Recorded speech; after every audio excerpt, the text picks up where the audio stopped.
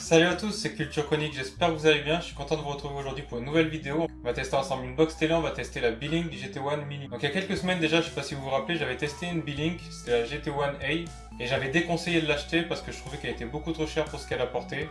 Donc soi-disant elle était certifiée Netflix, mais en fait elle n'est pas réellement certifiée Netflix, c'est juste que B-Link avait trafiqué une petite clé pour que la box elle puisse utiliser Netflix en Full HD et en 4K. Donc là aujourd'hui on teste une nouvelle box de chez B-Link.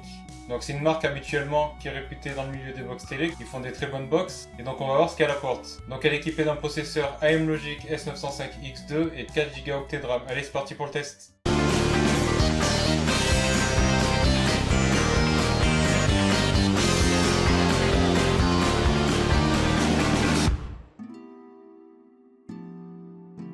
La B-Link GT1 Mini que j'ai testé est le modèle 4 Go de RAM, 32 Go de stockage.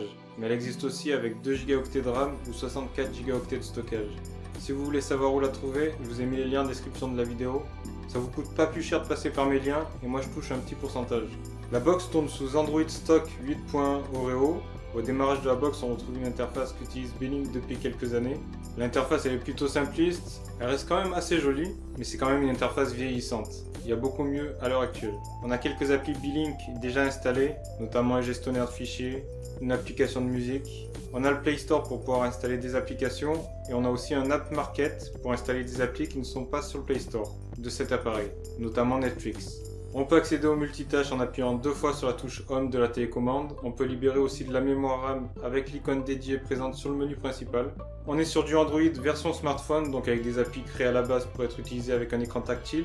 Et malheureusement, il n'y a pas de mode pointeur de souris sur la télécommande pour compenser. Du coup, il faudra une souris en plus pour pouvoir utiliser certaines applis, pas toutes heureusement. Mais cet oubli est incompréhensible. Par contre, la télécommande dispose d'un micro pour pouvoir utiliser des applis compatibles, comme par exemple Google Assistant, qu'il faudra installer soi-même sur le Play Store. Ça marche bien souvent, mais ça bug aussi de temps en temps, je pense que ça vient du fait que l'appli n'est pas intégrée nativement à la box. J'ai eu quelques frises de la box, ce qui obligeait à la redémarrer. Rien de dramatique, mais espérons que ce sera corrigé avec les mises à jour. On a aussi accès à quelques paramètres, donc c'est les paramètres classiques. La box reconnaît automatiquement la définition maximale de la télé pour adapter par rapport à la box. On n'a pas d'HDMI CEC dessus, donc c'est un peu dommage. On a le mode Surround 5.1, donc pas de souci pour le son en 5.1 sur cette box, en passant par exemple par un câble HDMI. La B-Link GT1 Mini est routée et dispose des DRM Level 3. Donc au niveau des applications de streaming vidéo, on aura Netflix et MyCanal en 576p. Vu que la box elle est routée, MyCanal ça sera que en version gratuite. Ceux qui ont un abonnement payant ils pourront pas l'utiliser sur cette box. Amazon Prime Video ça sera de la basse résolution en 480p. Et YouTube ça sera maximum du 4K. La box est propulsée par un SoC AM Logic S905X2 avec un GPU Mali G31 couplé à 4 Go de RAM. Ce qui fait qu'elle dispose de très bonnes performances et d'une bonne fluidité dans les menus et applications. Je l'ai testé sur Antutu et j'ai obtenu le score de 60 707 points, soit le meilleur score d'une box télé que j'ai testé avec un SoC AM Logic. Sur Geekbench, j'ai obtenu 738 en single et 2200 en multicore. Concernant ses performances en jeu vidéo, donc je l'ai testé sur 3D Mark. Et pour le test iStorm Unlimited, j'ai obtenu 9620 points, iStorm Extreme 5103 points et Slingshot 505 points. Donc en gros, elle fait tourner la plupart des jeux du Play Store en qualité basse ou moyenne. Il n'y a que les jeux les plus gourmands et récents qui pourront poser problème. Par exemple, Deep Trigger 2 tourne sans problème.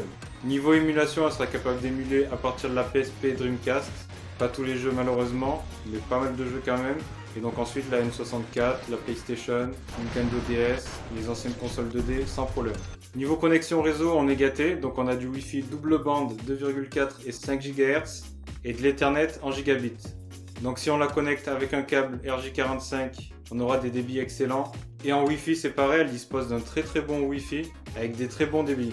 Niveau vidéo, on a avec ce processeur S905X2 une meilleure qualité d'image que l'on avait avec le S905X. La définition maximale est 4K à 60 images par seconde et la GT Mini est compatible avec le H265 10 le H264 et le VP9 entre autres. Pour ceux qui regardent beaucoup de films stockés sur support USB, cette box est top. Sur mon test des Medius 4K, j'ai réussi à lire parfaitement le fichier encodé à 250 Mbps par seconde et elle s'en est sortie assez bien avec le fichier à 300 Mbps par seconde, même s'il y a eu un tout petit peu de lag. En description de la vidéo aussi, je vous ai mis le lien vers mon classement des box télé selon les différents benchmarks et le test des Medius. tenais à signaler qu'une nouvelle version de cette box est sortie récemment. Elle embarque Android TV en version 8, Oreo, et des DRM Level 1 pour quelques euros de plus. Donc ça peut être intéressant pour ceux qui sont intéressés, selon votre utilisation, de prendre la version avec Android TV, sachant qu'elle est certifiée par Google. Alors voilà, cette vidéo sur la Belink GT One Mini, elle est terminée, j'espère qu'elle vous aura plu. Depuis quelques temps, j'ai un compte Instagram, donc si vous voulez me suivre, vous pouvez le faire. Vous pouvez aussi me suivre comme d'habitude sur mon Twitter et sur mon Facebook, sur le blog culturechronique.fr. N'hésitez pas à mettre un petit pouce bleu à ma vidéo, ça aide grandement au référencement. À vous abonner gratuitement à ma chaîne Culture Chronique pour ne louper aucune vidéo et à activer la cloche aussi, c'est important, comme ça vous recevrez une notification dès que je sors une nouvelle vidéo. Sur ce, portez-vous bien, passez une bonne journée et à une prochaine. Ciao ciao!